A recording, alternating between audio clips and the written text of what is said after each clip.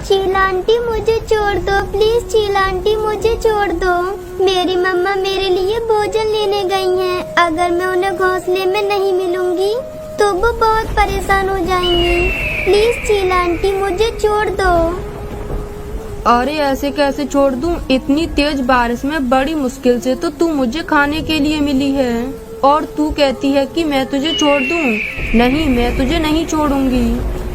ये कहकर चील रानू चिड़िया की बेटी को मारकर खाने लगती है और खाकर वहाँ से चली जाती है।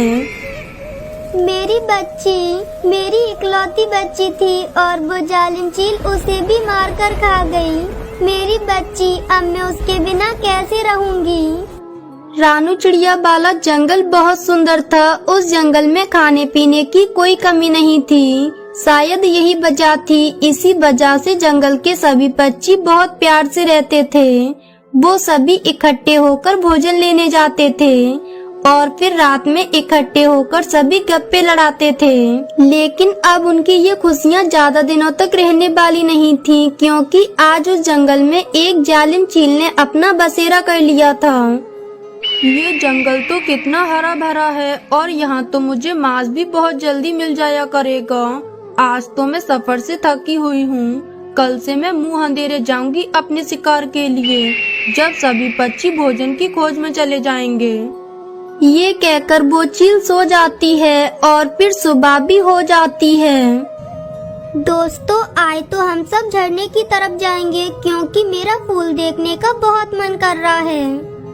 ये कहकर सभी पक्षी झरने की तरफ चले जाते हैं, लेकिन वो बेचारे पक्षी ये क्या जानते थे कि आज वो अपने घोंसलों को उस जालिम चील के भरोसे छोड़कर जा रहे हैं।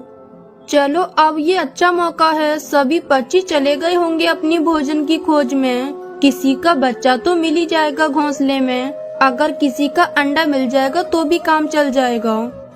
ये कहकर वो चील जंगल की तरफ आती है और जैसे ही वो जंगल में आती है तो उसकी नजर बुलबुल के घोंसले पर पड़ती है, जहाँ बुलबुल का छोटा बच्चा बैठा हुआ था। ये देखकर वो चील नीचे उतरती है और बुलबुल के छोटे बच्चे को लेकर अपने पंजों में फंसाकर चली जाती है।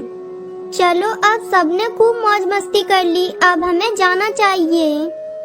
कालू, अभी मेरा तो मन नहीं कर रहा जाने का। चलो हम लोग थोड़ी देर और रुक जाते हैं। गोरी, शाम होने वाली है। सब पक्षियों के साथ ही आए थे तो साथ ही चलते हैं।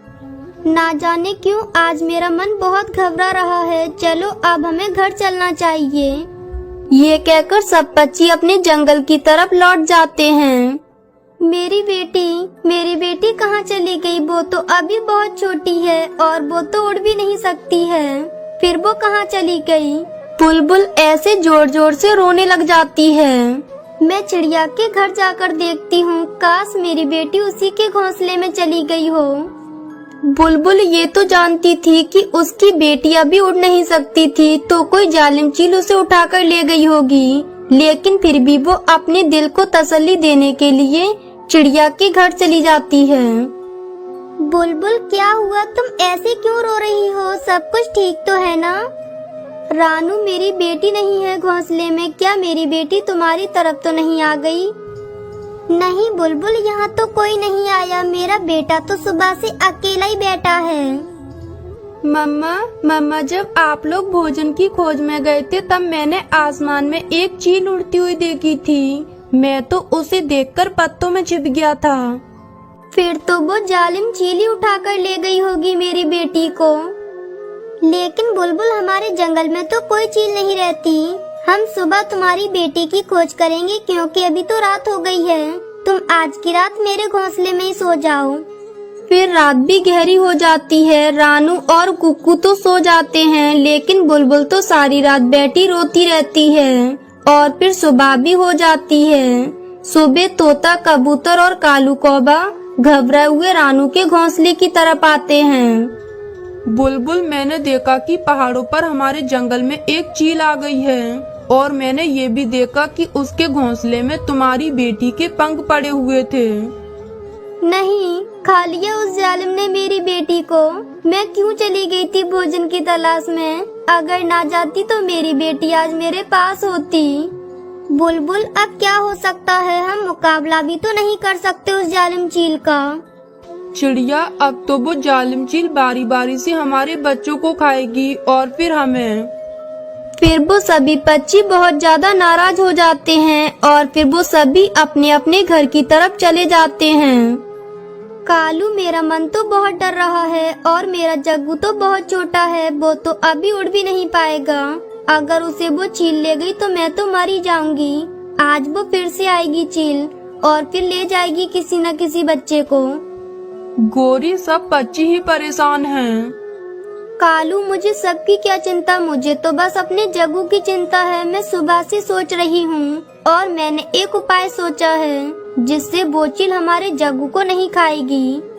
क्या गोरी, क्या उपाय है तुम्हारे पास? हम उस चील के पास जाते हैं और उससे कहते हैं कि वो हमारे घोंसले में न आए। बदले में हम उसे बताएंगे कि किस किस घोंसले में अंडे और उसके लिए मांस मिलेगा। लेकिन गोरी, ये सब पक्षी हमारे दोस्त हैं, हम अपने दोस्तों के साथ ऐसा नहीं कर सकते। कालू जी, जब अपनी जान बचानी हो तो करना पड़ता है ऐसा। तुम चलो जल्दी से मेरे साथ। फिर कालू कौवा भी गोरी कौवी की बातों में आकर उसके साथ चील की तरफ चल देता है। चील दी, आप क्या कर रही हैं? अरे आओ काले काले कौवे, कैसे आए हो? चील दी, आपकी उड़ान ऊंची, आपकी शान ऊंची, लेकिन हम काले काले कौवे इस काबिल नहीं कि हम आपके कोई काम आ सकें। लेकिन फिर भी आपसे दोस्ती करने आए हैं। दोस्ती, और वो भी तुम काले कौवे से? ये मेरी शान के खिलाफ है। चीलदी, हम आपको बताएंगे कि आपको किस घोंसले में अंडे और बच्चे मिलेंगे। ऐसे हमें आपकी थोड़ी सेवा करने का मौका मिलेगा और आपको भी आपका भोजन मिलता रहेगा। कौवे होते तो बहुत शैतान हैं, सीधी सीधी बात करो, बदले में क्या चाहते हो? बस ये कि आप कृपा करें, बस हमारे घोंसले की तरफ न आएं। इसका मतलब ये कि तुम्हारे घोंसले में भी कोई छोटा बच्चा है। मुझे अपने जग्गू से बहुत प्यार है, बस मेरे जग्गू को न खाना। मैं सब करूँगी जो जो आप कहोगी। मैंने आज तक किसी से दोस्ती की नहीं है, लेकिन जब तुम दोनों खुद चलकर आए हो और इतनी जिद कर रहे हो तो आज से हमारी तुम्हारी दोस्ती पक्की। ये सुनकर तो गोरी कौवी और कालू कौवा बहुत खुश हो जाते हैं। अच्छा चीलदी, अब हम चलते हैं। अगर हमें किसी पक्षी ने यहाँ बैठे देख लिया तो उन्हें हम पर शक हो जाएगा। चीलदी, आपको पहला शिकार उस चिड़िया के बेटे को करना है। मैं आपको बता दूंगी जब अच्छा मौका होगा। आप बेफिक्र होकर सोएं, बाकी का काम हम पर है। फिर गोरी और कालू वहाँ से चले जाते हैं। दूसरे रोज कालू कौवा और गोरी कौवी चिड़िया की तरफ जाते हैं। चिड़िया बहन, आज भोजन की खोज में नहीं जाना क्या? गोरी बहन, क्या बताऊं, मन बहुत डरा हुआ है। वो चील बुलबुल की बेटी को तो खा गई। तोता तो आज अपने घोंसले में अपने बच्चे के पास बैठा है। मैं तो बस कबूतर का इंतजार कर रही थी। वो आ जाएगा फिर हम जाएंगे नदी की तरफ, क्योंकि वो बता रहा था वहाँ पे बहुत सारा भोजन है। क्या करे रानू, भोजन के लिए तो जाना ही होगा। मेरा बेटा भी तो छोटा है। मैं तो आज अपने घोंसले में रहूंगी और मेरा भोजन तो ये कालू ले आएगा। मैं तुम्हारे बेटे पर भी नजर रखूंगी। तो फिर आज तुम नदी की तरफ ही जा रही हो ना? हाँ कालू भैया, बस कबूतर आ जाए। तभी वहाँ कबूतर भी आ जाता है। तुम जाओ और जल्दी जल्दी अपना भोजन ले आओ, अब हम भी चलते हैं।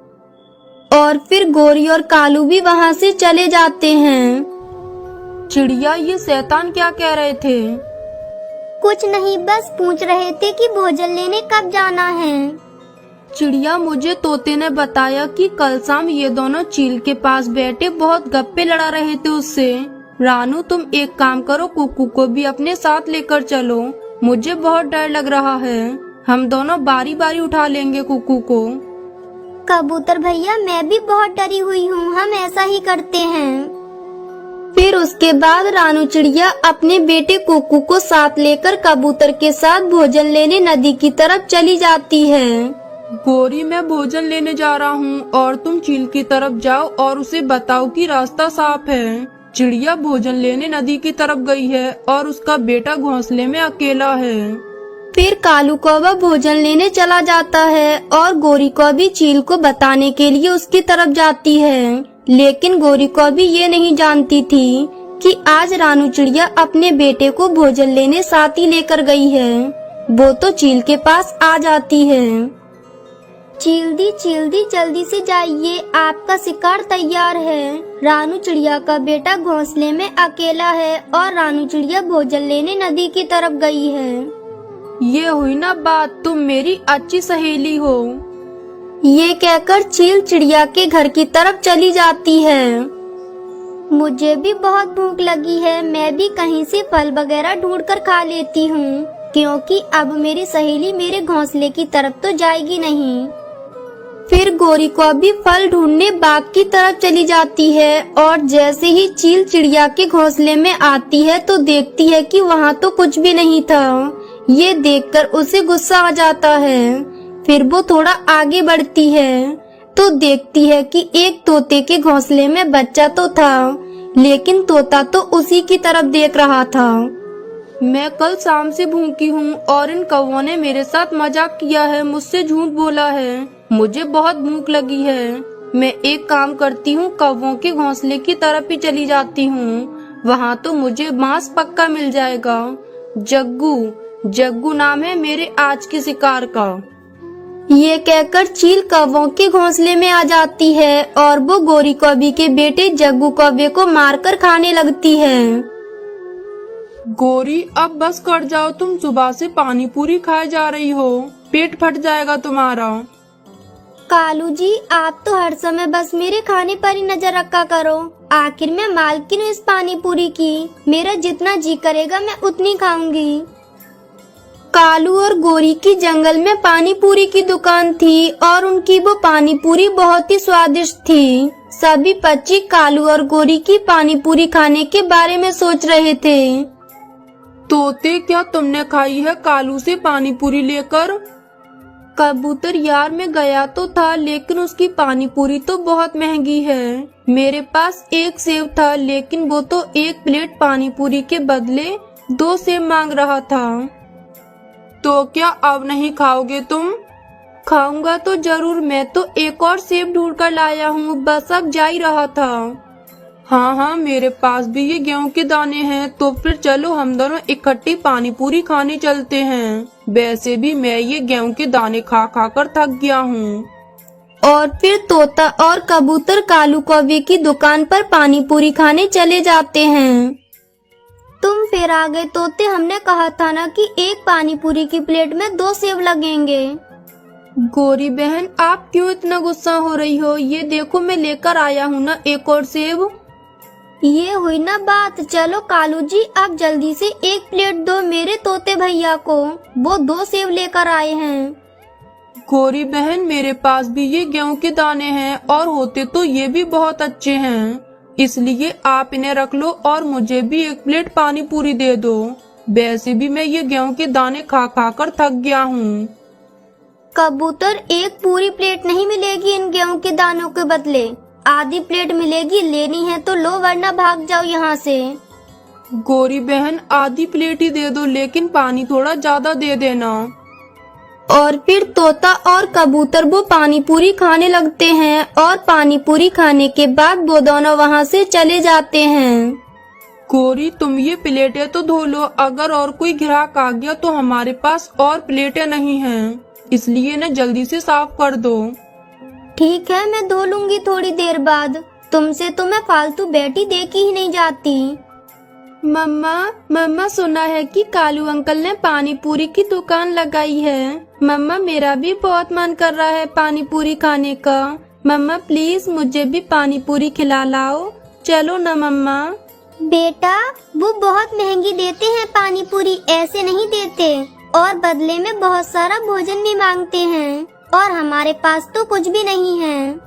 मम्मा तो फिर मुझे ऐसे दिखा लाओ, मैं खाने की जिद नहीं करूँगा। मम्मा प्लीज दिखा कर लाओ ना, मैं नहीं मांगूंगा। कुक्कू, देखने से थोड़ी ना तुम्हारा पेट भर जाएगा, अभी थोड़ी देर पहले ही तो तुमने दाने खाए हैं, तुम मत जाओ वहाँ। मम्मा प्लीज मम्मा मुझे दिखा कर लाओ ना। लेकिन कुकू वहाँ जाकर खाने की जिद ना करना। मम्मा मम्मा मैं नहीं करूँगा, बस देखकर हम आ जाएंगे। फिर चिड़िया अपने बेटे कुकू को साथ लेकर कालू कौवे और गोरी कौवी की पानी पूरी की दुकान देखने चली जाती है। चिड़िया कुछ लाई नहीं हो, खाली हाथी आ गई हो तुम। मुफ्त में तो नहीं मिलती ये पानी पूरी। गोरी बहन मेरे पास भोजन नहीं था, इसलिए हम पानी पूरी खाने नहीं बस देखने के लिए आए हैं। वो मेरा बेटा जिद कर रहा था ना, इसलिए।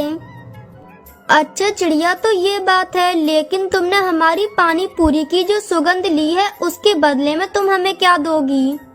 नहीं नहीं गोरी बहन, हमने सुगंध तो नहीं ली, हम तो बस देख रहे हैं।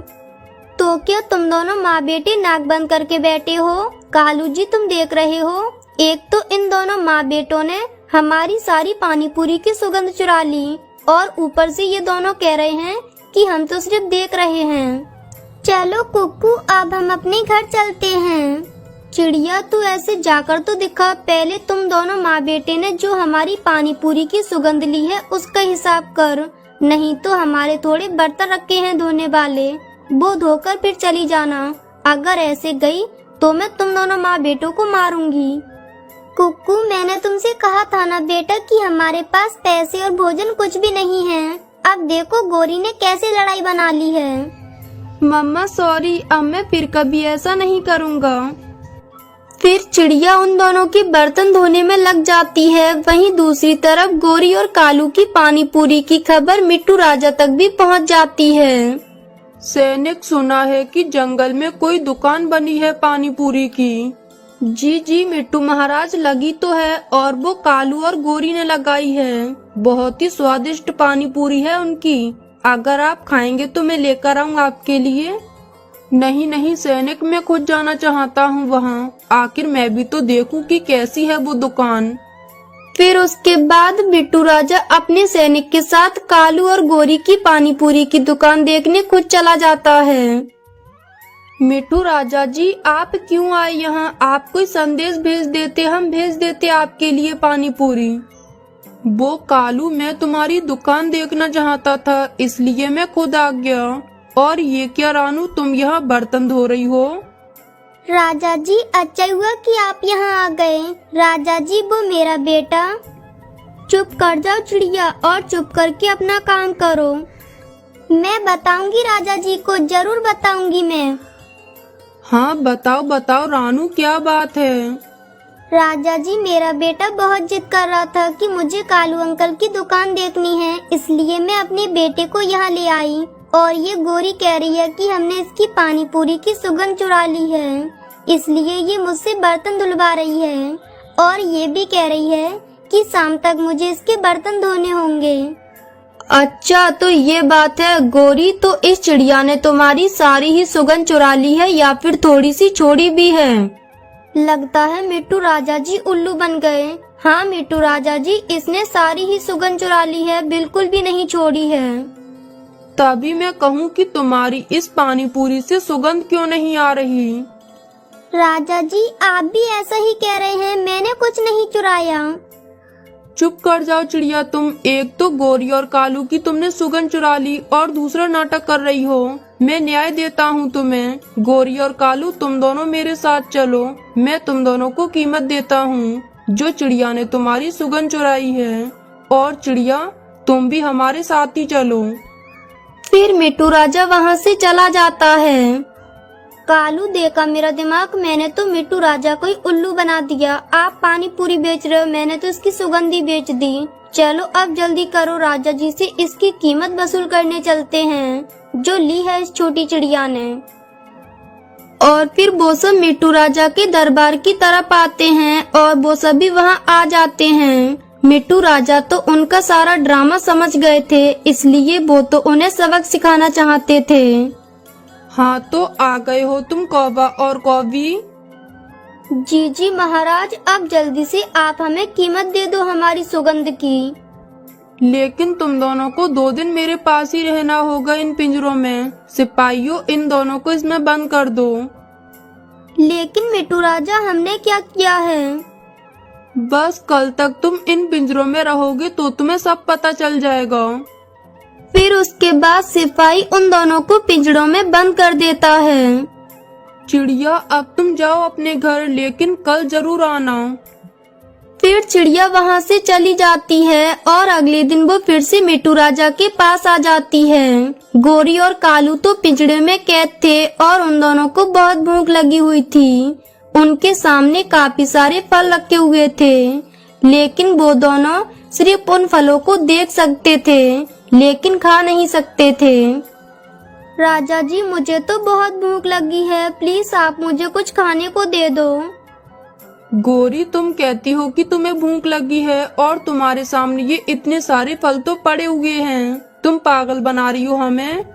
लेकिन राजा जी, फल तो मेरे सामने पड़े हैं, कौन से वो मैंने खाए हैं? गोरी, इनकी सुगंध से पेट भरो। जैसे चिड़िया ने तुम्हारी पानी पूरी की सुगंध से अपना पेट भर लिया था, ठीक वैसे ही भर लो। ये सुनकर तो गोरी समझ जाती है कि राजा जी उसे उसके किए की सजा दे रहे हैं और फिर गोरी राजा जी से और रानू से माफी मांगती है। फिर राजा जी उन दोनों को छोड़ देते हैं। राजा जी, आपने इन दोनों को बहुत अच्छा सबक सिखाया है। अब आइंदा से ये दोनों ऐसी गलती दोबारा नहीं करेंगे। फिर उसके बाद रानू चिड़िया अपने बेटे को लेकर खुशी खुशी अपने घर आ जाती है। दोस्तों, ये थी आज की कहानी। और हाँ दोस्तों, इस कहानी से ये सीख मिलती है कि हमें हर मुसीबत का बड़ी ही समझदारी से सामना करना चाहिए। और हाँ दोस्तों, आज का सवाल ये है कि कालू और गोरी को पिंजरे में बंद क्यों किया था? अगर आपको पता है तो कमेंट बॉक्स में लिखकर जरूर बताएं। और अगर आप हमारे चैनल पे नए हो तो चैनल को कर दो सब्सक्राइब और हमारी वीडियो को कर दो लाइक। और हाँ दोस्तों, घंटी बजाना ना भूलना ताकि नई वीडियो आपके फोन की स्क्रीन पर हो। मिलती हूँ मैं आपको अगली वीडियो में, तब तक के लिए धन्यवाद।